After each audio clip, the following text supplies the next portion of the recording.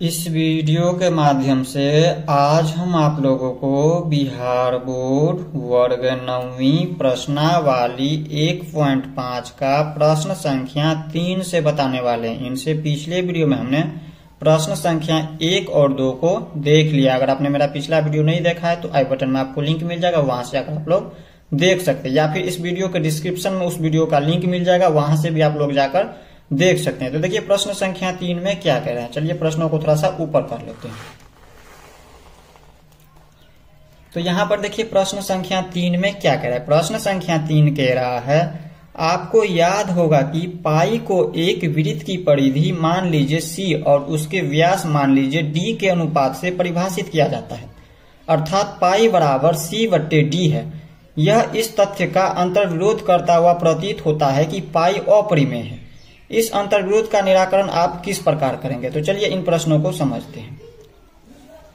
तो समझिए प्रश्न संख्या 3 में क्या कह रहा है। देखिए प्रश्न संख्या 3 कह रहा है आपको याद होगा कि पाई को एक वृत्त की परिधि मान लीजिए सी और उसके व्यास मान लीजिए डी के अनुपात से परिभाषित किया जाता है। जैसे जैसे कह रहा है वैसे वैसे हम करते जाते हैं।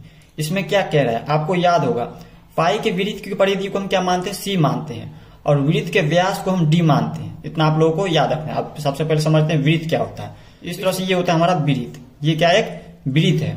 और वृत्त में यहाँ पर देखिए ये हमारा होता है पूरा परिधि, इसका परिधि हो गया सी, ये पूरा हमारा हो गया सी, और इसका व्यास, व्यास कौन सा होता है, तो यहाँ पर देखिए बीच में ये जो पूरा हो गया ये हमारा हो गया इसका व्यास, यानी कि डी हो गया, इसको हम डी मानते हैं। और यहाँ पर देखिए इसका बीच का जो यहाँ पर मध्य बिंदु होता है, यहाँ पर इनको हम सेंटर मानते हैं, यानी कि केंद्र मानते हैं। और ये केंद्र से लेकर यहाँ तक क्या होता है हमारा त्रिज्या होता है, यानी कि आर होता है, इसको हम कहते हैं आर मानते हैं। और पूरा को हम डी मानते हैं, यहाँ पर आधा को आर होता है, और ये पूरा होता है हमारा वृत्त की परिधि। तो इतना आप लोगों को याद रखना है, ये हमारा वृत्त का चित्र है। और इसमें क्या कह रहा है आप लोगों को, आपको याद होगा पाई बराबर देखिए यहाँ पर क्या कह रहा है वृत्त की परिधि को हम सी मानते हैं, यहाँ पर लिखेंगे सी, और वृत्त के व्यास को हम डी मानते हैं, तो यहाँ पर लिख देते हैं डी।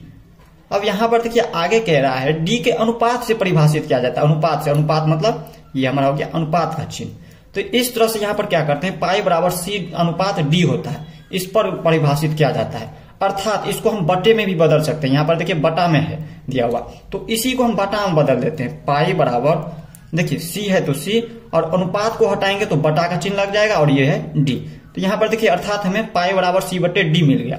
तो आगे कह रहा है यह इस तथ्य का अंतर्विरोध करता हुआ प्रतीत होता है कि पाई अपरिमेय है। यहाँ पर देखिए इसमें यहाँ पर क्या कर रहा है पाई बराबर यहाँ पर देखिए सी बटे डी, जो कि क्या है पी बाई क्यू के रूप में, जो कि किसके रूप में है पी बाई क्यू के रूप में। और पी बाई क्यू के रूप में परिमेय संख्या होता है, क्योंकि हमें पता है परिमेय संख्या का परिभाषा क्या होता है, वैसी संख्या जिसे पी बाई क्यू के रूप में लिखा जा सकता हो, जहां पी तथा क्यू पूर्णांक हो और क्यू बराबर 0 नहीं हो, वो हमारा परिमेय संख्या होता है। तो यहाँ पर देखें तो पाई बराबर पाई हमारा क्या होता है अपरिमेय संख्या होता है, लेकिन यहाँ पर देखिए इसका अंतर्विरोध करता हुआ प्रतीत होता है कि यहाँ पर देखिए ये हमारा परिमेय संख्या के रूप में दिया हुआ है। तो क्या यह परिमेय संख्या है।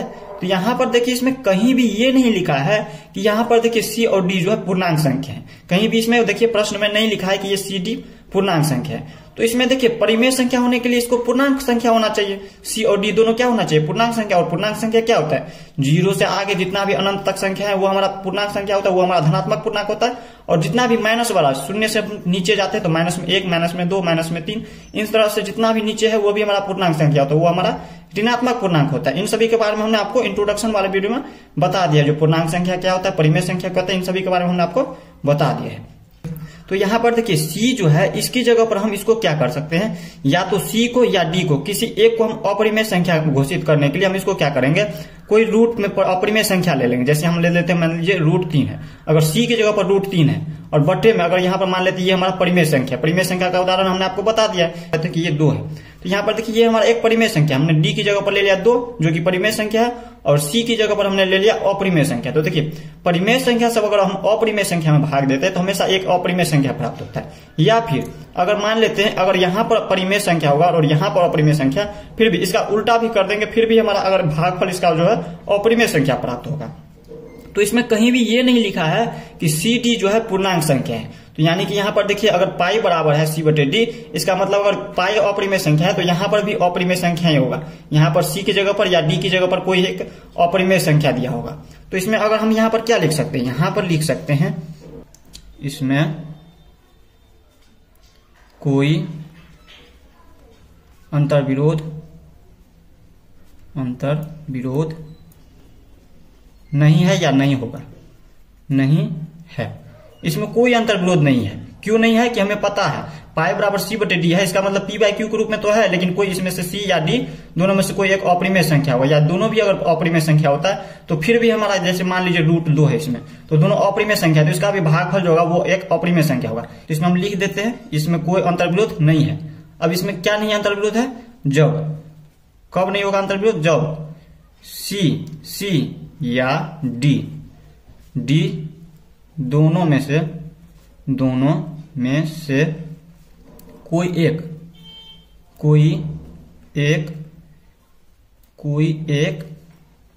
अपरिमेय संख्या हो, थोड़ा सा इसको ऊपर कर लेते हैं, परिमेय संख्या हो, या दोनों अपरिमेय हो, अपरिमेय संख्या हो, तो हमारा क्या हो जाएगा, पाई बराबर सी बटे डी जो है ये एक अपरिमेय संख्या प्राप्त होगा, अपरिमेय संख्या प्राप्त होगा। तो इस तरह से आप लोग समझ गए होंगे प्रश्न संख्या 3 को। अब हम समझ लेते हैं प्रश्न संख्या 4 को।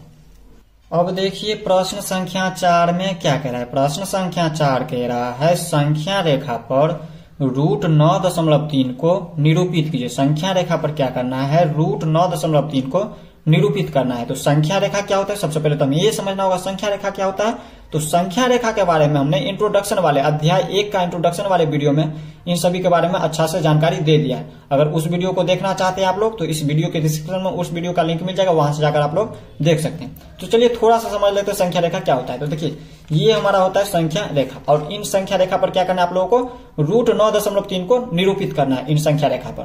तो चलिए इसको हम किस तरह से निरूपित करेंगे, तो क्या क्या करना पड़ेगा इसके लिए हमें। तो सबसे पहले आप लोगों को याद रखना, इसके लिए आप लोगों को ले लेना एक स्केल, एक लेना है प्रकाल और एक ले लेना है पेंसिल। मेरे पास पेन है तो हमने पेन लिया है। तो यहाँ पर अपने तीनों की सहायता से हम क्या करेंगे, संख्या रेखा पर रूट में जो 9.3 जो है दिया हुआ है इसको संख्या रेखा पर निरूपित करेंगे। तो इसके लिए क्या करना है आप लोगों को, सबसे पहले जीरो से लेकर 9.3 सेंटीमीटर पर जाएंगे। यहाँ पर हम क्या करेंगे, इस तरह से रखेंगे, और यहाँ पर पेन को हम यहाँ पर क्या करेंगे, 0 से 9.3 सेंटीमीटर तक लेंगे। इस तरह से हमने ले लिया। यहाँ पर देखिए ये हमारा हो गया 9.3 सेंटीमीटर पे आ रहा है। यहाँ पर देखिए इसमें देख सकते हैं यहाँ पे, और इसका नाम दे देंगे हम, इसका कुछ नाम दे देंगे। जैसे हमने इसका नाम दे दिया AB, इसका नाम दे देते हैं इस पॉइंट का A, और इस पॉइंट का नाम दे देते हैं B। ये मान लेते हैं हमारा B है। अब इसके आगे क्या करना है, 1 सेंटीमीटर और आगे कर लेना, बढ़ा लेना है। B से 1 सेंटीमीटर हम क्या करेंगे और आगे बढ़ा लेंगे, एक रेखा ले लेंगे इसमें। यहाँ पर क्या करते हैं 1 सेंटीमीटर बढ़ा लेते हैं। आप कहिएगा 0 से 1 लीजिए या फिर 1 से 2 लीजिए, मतलब 1 सेंटीमीटर क्या करना आगे और बढ़ा लेना। इस तरह से हम क्या करते हैं इसमें बढ़ा लेते हैं। हमने इस तरह से क्या क्या बढ़ा लिया 1 सेंटीमीटर। अब इसका आप कुछ नाम दे देते हैं। जैसे हमने इसका नाम दे दिया C, ये मान लेते हैं C है। अब इसके बाद क्या करना है, तो यहाँ पर देखिए इन दोनों का मध्य बिंदु ज्ञात करना है, यानी कि निकालना है। मध्य बिंदु निकालने के लिए क्या करेंगे, हम इसको हम समद्विभाजित करेंगे, यानी कि 2 बराबर भागों में बांटेंगे। अब कैसे बांटेंगे, तो यहाँ पर हम क्या करेंगे, सबसे पहले इसमें आप लोगों को पता है, यहाँ पर देखिए AB जो यहाँ से यहाँ तक लिए थे, ये हमारा कितना था 9.3 सेंटीमीटर तक। तो हम यहाँ पर लिख देते हैं 9.3 सेंटीमीटर। ये 9.3 सेंटीमीटर का हमने एक रेखा लिया, और यहाँ पर BC क्या है 1 सेंटीमीटर है। ये हमने 1 सेंटीमीटर का हमने एक रेखा लिया, जिसे C नाम दिया। अब इसको हम कैसे किए उसको हम लिख भी देंगे। पहले इस तरह से आप लोग समझ लीजिए, पहले हम बना लेते, इसके बाद हम आगे आपको समझाएंगे। तो इतना हमने कर दिया। अब आपको क्या करना है, इसको यहाँ पर AC को क्या करना है, समद्विभाजित करना है, यानी कि इसको 2 बराबर भागों में बांटना है इस रेखा को। तो बांटिए। तो यहाँ पर हम क्या करेंगे, प्रकाल की नोक को या तो A पर पहले रखिए या फिर C पर रखिए, और इनको हम काट देंगे। और यहाँ पर काटेंगे कितना पर, यहाँ पर नोक क्यों रख दिए A पर, और इस पॉइंट को यहाँ पर देखिए, इसमें हम लकीर में क्या करेंगे, ये जो इस तरह से दिया हुआ है, इस लकीर को आधा से थोड़ा सा ज्यादा लेना है, पेन को इस तरह से खींच लेना है आधा से थोड़ा ज्यादा, और एक बार क्या करना है इधर काट लेना है, एक बार हमने इस तरह से इधर काट लिया और एक बार इधर भी काट लेना। इस तरह से हमने काट लिया और एक बार क्या करेंगे, अब सी पर रखेंगे। यहाँ पर हम क्या करेंगे, सी पर रखेंगे इस प्रकार की नोक को और यहाँ पर हम इस तरह से काटेंगे। अब यहाँ पर देखिए इनका कटान बिंदु, ये हो गया कटान बिंदु। यहाँ पर जहां पर दोनों कट रहा है चाप, तो हमने इस तरह से काटा जो था वो हमारा हो गया कटान बिंदु इस तरह से। अब इस बिंदु को हम क्या करेंगे, इस तरह से डैश डैश करके मिला देंगे। इसको क्या करना है, इस तरह से अच्छा से मिला देना है। तो हमें सिर्फ मेन जरूरत था क्या, इसका मध्य बिंदु, तो हम इस तरह से यहाँ पर मिला देते इतना और बाकी को हम वैसे वैसे छोड़ देते हैं। अब यहाँ पर ये हमारा क्या हो गया, इसका मध्य बिंदु हो गया, यानी का बीच का बिंदु हो गया। और इसका हम कुछ नाम दे देते हैं, इसका कुछ नाम दे देते हैं। जैसे इसका नाम दे दिया हमने ओ, इसका नाम दे दिया ओ, कुछ भी नाम ले सकते हैं इसमें, तो हमने ओ नाम लिखा। और इसके बाद क्या हो गया, ये हमारा मध्य बिंदु हो गया। तो इसको हम क्या करते हैं, केंद्र मानकर, इसको हम केंद्र मानकर क्या करेंगे, हम एक अर्धवृत्त खींचेंगे। अर्धवृत्त का मतलब वृत्त क्या होता है, तो यहाँ पर इस तरह का होता है वृत्त। जैसे हमने यहाँ पर ले लिया, जैसे हम यहाँ पर देखिए इसमें समझाते हैं इस पर। जैसे यहाँ पर देखिए ये हमारा होता है इस तरह से, ये क्या होता है पूरा, ये हमारा हो गया वृत्त हो गया। और अर्धवृत्त का मतलब हो गया आधा वृत्त लेना। इस तरह से हम क्या करेंगे, आधा वृत्त, आधा गोल करेंगे इस तरह से। तो अर्धवृत्त हमें लेना है, तो अर्धवृत्त हम इस तरह से लेंगे कैसे, तो यहाँ पर इसको केंद्र मानकर, ओ को हम केंद्र मानकर, और यहाँ पर क्या करेंगे, इस पेन की नोक को हम यहाँ पर रखेंगे एक पॉइंट पर, एक पॉइंट पर रखेंगे और इसको हम क्या करेंगे, इस तरह से मिला देंगे। इस तरह से हमने क्या किया, मिला दिया। इस तरह से हमारा मिल चुका है, इसको देख सकते हैं अच्छा से, ये मिल चुका है। अब ये जो दोनों मिल गया है, अब ये हमारा क्या हो गया, ये अर्धवृत्त हो गया। अब अर्धवृत्त पर क्या करना है, यहाँ पर देखिए ये जो बी है इस पर एक लंब लेना है। लंब यानी कि 90 डिग्री का कोण बनाना है। या तो आप चांद की सहायता से बना सकते हैं या फिर प्रकाश की सहायता से भी बना सकते हैं। 90 डिग्री का कोण हम किस तरह से बनाते हैं, तो चलिए हम सीख लेते हैं 90 डिग्री का कोण बनाना। यहाँ पर हम बी पर रखेंगे इस तरह से प्रकार की नोक को, और यहाँ पर अपना मन से क्या करेंगे, इस तरह से थोड़ा सा हम ले लेंगे इस तरह से, और इसको हम इस तरह से क्या करेंगे, एक चाप काट लेंगे। ये हमने लिया एक चाप, और इसको हम क्या करेंगे, एक बार जब काटेंगे इस तरह से, और इसको, तो ये हमारा होता है 60 डिग्री कोण। इसको अगर मिलाएंगे तो ये 60 डिग्री कोण बन जाएगा। दूसरी बार काटेंगे तो ये हमारा बनता है 120 डिग्री का कोण। और इसी को हम क्या करेंगे, थोड़ा सा आगे तक बढ़ा लेंगे और एक बार 60 की नोक पे रखेंगे। यहाँ पर देखिए प्रकार की नोक को एक बार 60 पर रखेंगे और दूसरी बार हम 120 डिग्री के कोण पे रखेंगे और इसको हम इस तरह से मिला देंगे, इस तरह से मिला देंगे। और यहाँ पर देखिए ये जो कटा यही हो गया 90 डिग्री। 60 और 120 का जो बीच है, ये बीचों बीच 90 डिग्री का मतलब ये हो गया सीधा, सीधा रेखा, यानी कि सीधा लकीर इस तरह से लेना है। अब जहां पर मिला है इसको अच्छा से मिला दीजिए, 20 से 20 हम क्या करेंगे, इस तरह से अच्छा से इसको मिला देंगे, इस तरह से मिला दीजिए। ये जो मिला यही हो गया इसका लंब, यानी कि 90 डिग्री बन गया। ये 90 डिग्री का कोण बन गया इस पर। अब यहाँ पर जहां पर बना है, यहाँ पर देखिए इस चाप पे जहां कटा है उसका नाम दे देते हैं। मान लीजिए कुछ नाम दे दीजिए, डी मान लेते हैं, ए बी और सी, और इसको नाम दे देते हैं डी। ये मान लेते हैं डी है। देखिए बी जो हम लंब खींचे हैं इस पर जहां पर कट रहा है उसको हमने डी नाम दिया। अब आगे क्या करना है, इतना हमें करना पड़ रहा है, क्यों, क्योंकि हमें √9.3 को क्या करना है, संख्या रेखा पर निरूपित करना है। ये जो संख्या रेखा है ये क्या है, संख्या रेखा, इस पर निरूपित करना है। इसके लिए अब आगे क्या करना है, तो इसको नाप करके इसको थोड़ा सा क्या करेंगे, हम और बढ़ा लेंगे। स्केल की सहायता से क्या करेंगे, हम इसको आगे बढ़ा लेंगे। ये जो रेखा है इसको हम आगे बढ़ा लेंगे इस तरह से। इस तरह से हमने आगे बढ़ा लिया अपना मन से। अब यहाँ पर क्या करना है, ये जो हमें पता चला है, ये जो यहां से लेके यहां तक है यही हमारा √9.3 है। यही क्या है, √9.3 सेंटीमीटर, रूट में 9.3 यही आ चुका है। और ये तो हमारा इस पर आया है, ऊपर है, लंब पर आया है, लेकिन हमें क्या करना है, इन संख्या रेखा पर निरूपित करना है। तो संख्या रेखा पर निरूपित करने के लिए हम क्या करेंगे, यहाँ पर देखिए प्रकार की नोक को रखेंगे हम बी पे, और इसको हम क्या करेंगे, डी को नाप लेंगे। यहाँ पर जहां पर कटा है, ये जो कटान बिंदु जहां पर कटा है, इस तरह से हम नाप लेंगे इसको, और यहाँ पर इसको क्या करेंगे, इस तरह से एक चाप काट लेंगे। ये हमने एक चाप काट लिया, ये हमने एक क्या किया, चाप काट लिया। और जहां पे कटा है उसका कुछ नाम दे देते हैं। इसका नाम दे दिए, मान लीजिए यहाँ पर इसका नाम है ई। और यही जो कटा है, जहां पर ये जो चाप कटा है यही हो गया हमारा, इसी को हम क्या कहेंगे, इसमें कहेंगे ये जो हमारा है रूट में है 9.3। यही हमें कह रहा था संख्या रेखा पर निरूपित कीजिए, तो हमने रूट में 9.3 को हमने इस तरह से संख्या रेखा पर निरूपित कर दिया। ये हमारा देखिए, ये जो हमारा पॉइंट है इसको हम मानते हैं 0, ये हमारा हो गया 0, ये हो गया 1, और यहां से लेके यहां तक जब जाएंगे आगे तो ये हमारा होता है, यहाँ पर ये जो पॉइंट बनता है, ये जो मिलता है, यही होता है हमारा संख्या रेखा पर रूट में 9.3। अब हमने कैसे कैसे किया इसको, अब उसको क्या करना है, आप लोगों को लिख देना है। अब जैसे यहाँ पर देखिए, अगर चाहे तो लिख भी सकते हैं, नहीं भी लिख सकते हैं, तो वीडियो को स्किप करके हम समझाने के लिए क्या करते हैं, इसमें लिख देते हैं। अब देखिए हमने वीडियो को स्किप करके भाषाओं को लिख दिया है। इसे आप चाहे तो लिख भी सकते हैं और नहीं भी लिख सकते, हमने समझाने के लिए आपको इस तरह से लिख दिया है। सबसे पहले हमने क्या किया है, 9.3 सेंटीमीटर का एक AB रेखा खींचा। 9.3 सेंटीमीटर का ये हमारा एक रेखा है जिसे हमने AB नाम दिया है। आगे क्या है, दूसरा नंबर, पुनः B से 1 सेंटीमीटर आगे रेखा खींचा। पुनः B से, ये जो B है, इस तरह हमने 1 सेंटीमीटर आगे रेखा खींचा जिसे हमने C नाम दिया। लिखा है जिसे C नाम दिया तो इसे हमने C नाम दिया। तीसरा हमने क्या किया, AC को 2 बराबर भागों में समद्विभाजित कर मध्य बिंदु लिया जिसे O नाम दिया। अब देखिए यहाँ पर ये जो हमारा AC, ये है A और ये है C, इसका मध्य बिंदु हमने निकाला। मध्य बिंदु निकाला कैसे, तो हमने यहाँ पर इनको क्या किया, 2 बराबर भागों में समद्विभाजित करके मध्य बिंदु निकाला जिसे हमने O नाम दिया, जिसे हमने क्या नाम दिया, O नाम दिया। इसके बाद देखिए चौथा पॉइंट क्या है इसमें, चौथा पॉइंट है बिंदु O को केंद्र मानकर AC एक अर्धवृत्त चाप लिया, अर्धवृत्त का चाप लिया।